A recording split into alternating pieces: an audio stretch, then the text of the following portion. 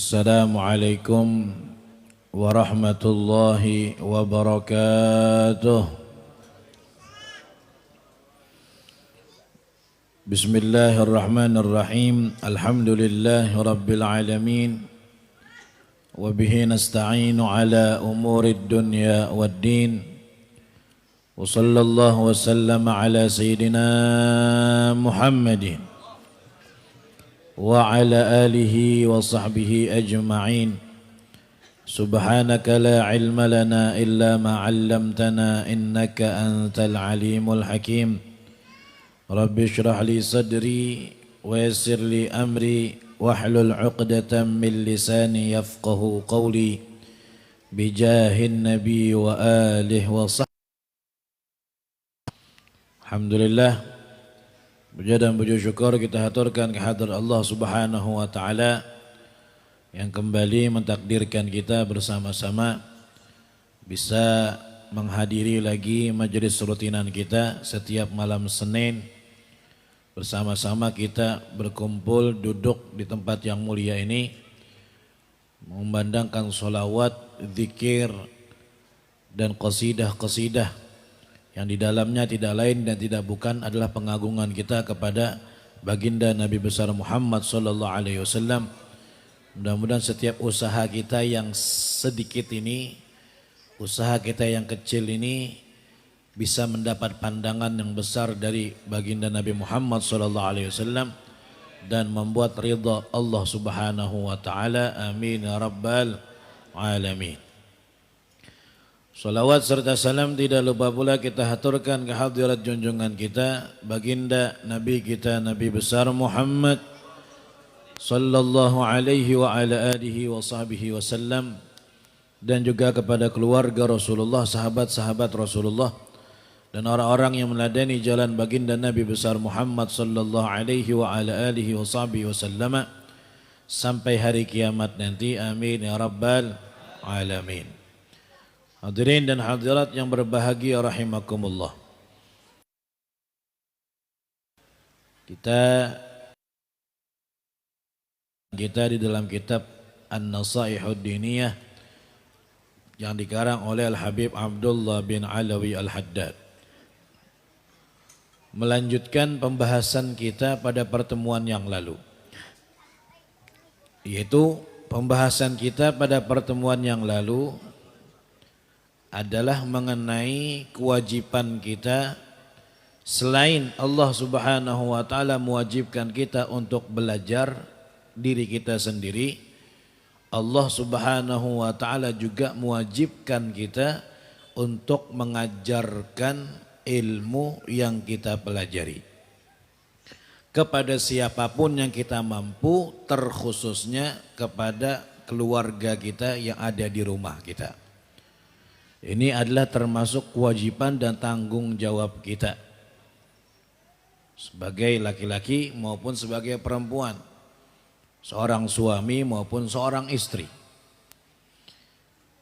Di dalam hadis Rasulullah sallallahu alaihi wasallam beliau bersabda, kullukum ra'in wa kullukum mas'ulun an ra'iyyatihi. Al-Imam ra'in wa mas'ulun an ra'iyyatihi.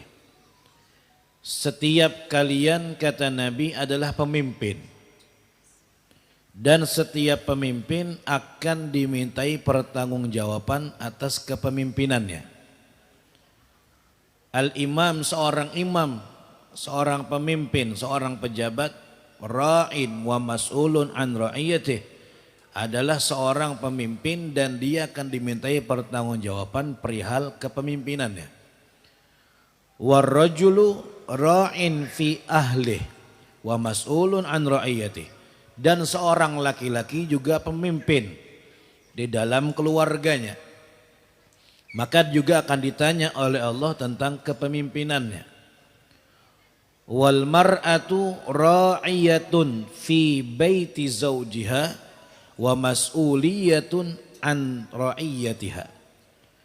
Begitu pula seorang perempuan, dia juga adalah pemimpin di dalam rumah suaminya. Hartanya dan segala macam yang ada di rumah suaminya. Wa mas'uliyatun an ra'iyatiha, juga akan ditanya daripada kepemimpinannya. Wal khadim ra'in an mali sayyidihi wa mas'ulun an ra'iyatihi, dan seorang pembantu juga pemimpin di dalam harta tuannya, majikannya, dan juga akan ditanya perihal kepemimpinannya, tanggung jawabnya. Kemudian Nabi menegaskan lagi di akhir hadis, kullukum ra'in wa kullukum mas'ulun an ra'iyatihi. Setiap kalian adalah pemimpin dan setiap pemimpin akan dimintai pertanggungjawabannya. Oke, apa kalau seandainya ada orang ndak punya keluarga, kada bisi bini, apalagi bisi anak, kada juga bisi rumah. Artinya disebut-sebutkan tadi itu tidak ada di dalam dirinya. Apakah tetap pemimpin? Tetap dikatakan seorang pemimpin karena dia punya tanggung jawab untuk memimpin anggota tubuhnya agar tidak bermaksiat kepada Allah Subhanahu wa taala. Jadi semuanya pemimpin. Dan semua punya tanggung jawab di dalam kepemimpinannya. Nah, termasuk tadi warrajulu, seorang laki-laki, ra'in fi ahli, pemimpin di dalam keluarganya, istrinya dan anak-anaknya. Maka akan ditanya oleh Allah Subhanahu wa taala tentang kepemimpinan. Pertanggungjawabannya ada. Bagaimana kewajiban dia terhadap istri dan anaknya, apakah sudah dijalankan. Kewajiban di sini ya, yang dimaksud adalah yang pertama tentang masalah ilmu yang wajib. Diajarinya lah anaknya tentang ilmu yang wajib. Itu pertanyaan pertama. Nanti setelah itu masalah nafkah dan segala macam kewajiban-kewajiban yang lain. Adapun masalah baju hanyar, masalah HP hanyar, itu kada ditanya. Atau mungkin masalah titelnya apa, anak disekolahkanlah sampai doktor umpamanya atau sampai profesor. Ya kalau doktor hadis ya bujur aja. Masih hubungan dengan agama. Atau profesor hadis misalnya, ya berarti masih berhubungan dengan agama. Tapi yang dimaksud di sini tidak hubungan dengan agama, tidak akan ditanya oleh Allah Subhanahu wa taala. Pertanyaan yang pertama adalah masalah ilmu. Sudahkah dilajari istri tentang cara menutup aurat? Sudahkah dilajari istri yang belum lancar mengaji, dilajari mengaji? Yang sudah lancar mengaji, sudahkah diajari caranya mengaji sehari berapa misalnya? Kemudian tata cara sholat, sunnah dan segala macam. Begitu pula anak-anak, itu semuanya ditanya kita. Semuanya kita ditanya. Jadi tugas kita, kewajiban kita dua, belajar untuk diri kita sendiri yang pertama. Kemudian kewajiban kita lagi mengajarkan ilmu kita kepada orang lain, khususnya orang yang ada di rumah kita. Dilajari. Ya, dilajari. Makanya perempuan kalau cari suami, cari yang tanggung jawab bujur di dalam masalah ilmu. Artinya bisa membimbing lah, bisa memudahkan kita, bisa memudahkan pian untuk bakti dengan orang tua dan mengabdi kepada Allah Subhanahu wa taala, yang juga pastinya sudah berbakti dengan suami tadi itu. Bujur-bujur, jangan dilihat gagahnya aja. Ya, jangan dilihat penghasilannya aja. Lihati senang ndak ke majelis ta'lim orang ini, cinta ndak dengan orang soleh, senang ndak dengan ahlul ilm. Kalau senang dengan ahlul ilmu, ya senang duduk di majelis ta'lim, belajar, faham tata cara beribadah, ini sudah masuk kriteria untuk menjadi seorang suami. Menjadi seorang suami yang lakiannya kayak itu juga harus ada rasa punya beban di dalam masalah ini. Hendak kawin itu bukan hanya mencari duit panai aja, bukan. Hendak kawin itu yang utamanya adalah ilmunya seperti apa. Sudah sering kita ulang-ulang. Karena orang yang menjalani satu ibadah tanpa ada ilmunya terlebih dahulu, potensi besar melanggar aturan Allah di dalam ibadah tadi itu. Potensi besar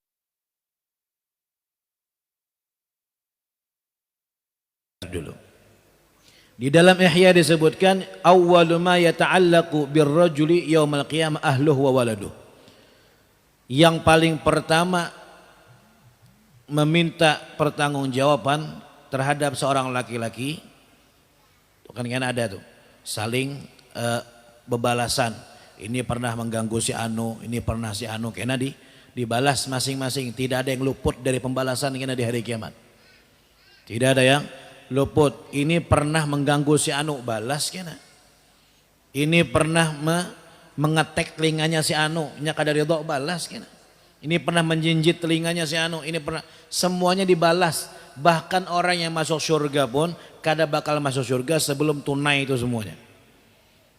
Dalam hadis kan disebutkan tidak ada seorang pun nanti di hari kiamat ada orang vonis masuk surga tinggal masuk aja lagi. Tanggungan dengan orang yang di neraka.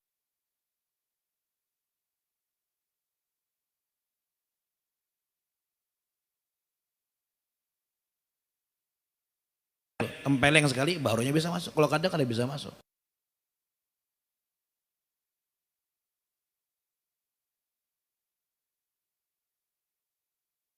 Yang di surga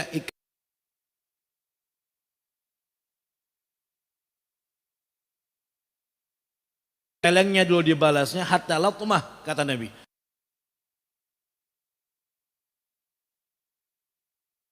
Selesai masuk itu seperti itu kena kejadian. Manusia binatang aja Allah balaskan kan gitu. Nanti akan ada kambing.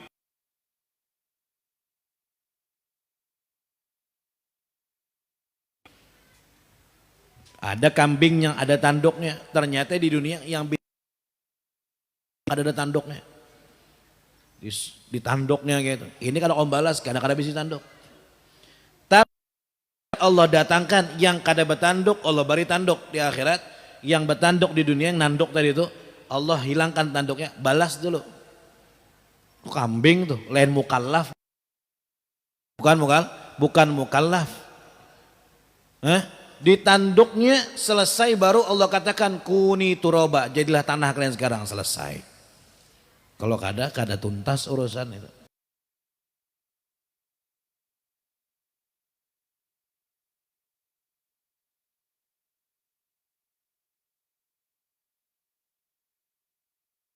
Dia kata Sayyidina Uthman, salah satu keduanya pernah bertanya dengan budaknya, wahai budak, saya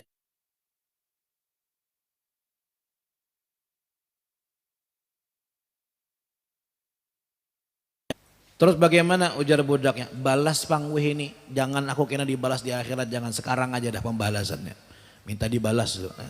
Sampai berdarah kalau bisa, sampai saya lakukan ke kamu. Seorang Amirul Mukminin. Lebih hebat daripada itu lagi, Nabi Muhammad SAW ketika mau wafat tanya dengan sahabat, adakah di antara kalian yang pernah kusakiti, adakah? Yang pernah merasa kusakiti baik aku sengaja atau kada sengaja, tolong balas sekarang, saya tidak sanggup dibalas karena di akhirat, tolong.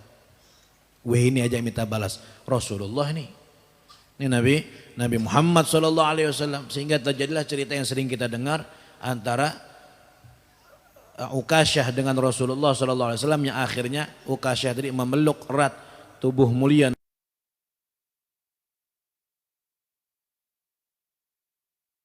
untuk kita kena laki-laki ini.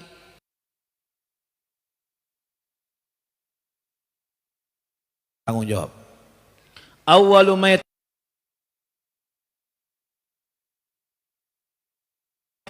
tidak bisa selesaikan dulu kita ini.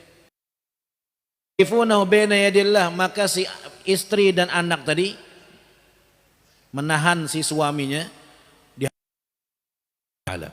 Fayaqulun, mereka berkata, ya Rabbana, ya Allah, khudh lana bihaqqina minhu, ambil hak kami dari orang ini, ambil. Fa innahu ma'allamana ma najhal, inya kada pernah melajari kami ya Allah yang kami kada tahu, kada pernah dilajarinya. Yang ada bilanya beli begawi takuninya, sudahkah bermasak, sudahkah belipatan, sudahkah ini, sudahkah dibayar ini, sudah kada pernah bertakun yang urusannya akhirat tuh kada pernah. Dan tidak pernah dia mengajarkan kami sama sekali perkara akhirat. Wa kana yut'imuna al-haram wa nahnu la na'lam. Dan lebih parahnya lagi ya Rabb, dia ngasih makan kami yang haram kami tidak tahu. Fayaqtasullahu lahum minhu, maka Allah ambil hak mereka dari si laki-laki ini. Padahal suami dan abahnya seorang, cuman karena tidak menjalankan amanah, tidak menjalankan kewajiban, dituntut kena di hari kiamat. Na'udzubillah min dzalik.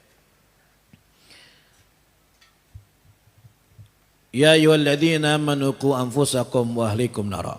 Wahai orang yang beriman, kata Allah, jagalah diri kalian dan keluarga kalian daripada api neraka. Kata Sirina Ali maknanya ay allimu anfusakum wa ahlikumul khair. Ajarkanlah diri kalian dan keluarga khaira, kebaikan, ilmu agama. Ilmu agama. Jadi anak itu punya kewajiban untuk berbakti dengan orang tua kan gitu. Anak wajib berbakti dengan orang tua. Terus orang tua apa? Orang tua juga punya kewajiban. Apa kewajiban orang tua? Kewajiban orang tua adalah membantu anaknya untuk bisa berbakti dengannya. Jadi orang tua juga wajib membantu.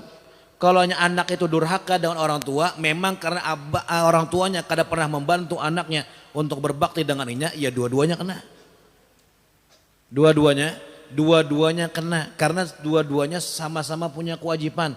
Anak wajib berbakti, orang tua wajib melajari anak untuk berbakti dengan orang tua. Wajib membantu. Kadang-kadang anak tuh durhaka karena orang tuanya juga menyebabkan anaknya durhaka.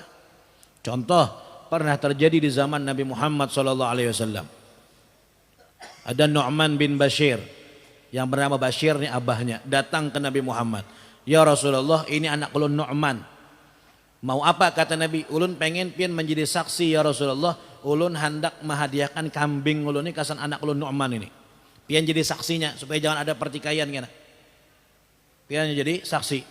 Ujar Nabi, Nu'man ajakah yang kamu kasih? Apa ding sanak yang lain, anakmu yang lain kamu kasih juga? Nu'man aja ya Rasulullah, yang lain kadulun bari. Ujar Nabi, cari saksi yang lain, saya tidak mau. Kenapa? Perbuatanmu ini menyebabkan anakmu durhaka sama kamu. Kalau anak berbagi itu adil. Yang kada dapat ini kena jangan salahkan inya kalau inya kada hormat dengan ikam. Faham nih? Artinya kewajiban orang tua wajib membantu anaknya supaya berbakti dengan inya. Itu kewajiban tuh, kada boleh kada. Jangan mentang-mentang pian jadi kuitan, ikam aja bakti dengan aku udah urusan dengan ikam, udah bisa.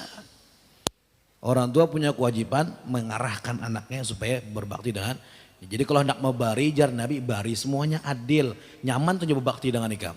Kalau ikam kada adil, jangan salahkan anak. Jangan salahkan jangan. Nah termasuk cara kita membantu anak kita berbakti dengan kita, ya mengajarkan ilmu. Siapa yang hendak bakti dengan kita, kalau kita kada pernah mengajarkan hak-hak orang tua kepada dilajari anak dengan orang tua tuh keni. Kalau nya ngerti ilmu, nya berbakti seorang kena anak itu. Berbakti seorang. La ilaha illallah. Mudah-mudahan Allah bisa jadikan kita menjalankan kewajiban dan hak-hak setiap daripada yang ada atas kita bisa tunaikan hak-haknya semuanya. Ujar Habibullah Haddad lanjutannya tadi kemarin apa? Apabila kamu kata beliau tidak mampu mendidik sendiri dengan dirimu, maka masih ada solusi apa? Antarkan anakmu atau istrimu ke orang yang mengerti dan suruh mereka belajar dari orang tadi. Kita ini sadar umpamanya kita kada bisa melajari, maka suruh istri hadir majelis taklim. Nah, belajar ikam tentang haid, belajar tentang sholat, belajar tentang bersuci, majelis taklimnya ada. Anak nah masuk pondok nak belajar. Abah kada bisa melajari seorang, kada ada kemampuannya, maka ikam belajar dengan guru barang. Nah, abah menduiti aja. Abah bahasanya berhujan berpanas bercari duit supaya menunaikan kewajiban abah ke ikam. Abah kada mampu, ku sekolahkan ikam. Tuh, ku sekolahkan, ku antarkan ke hadapan.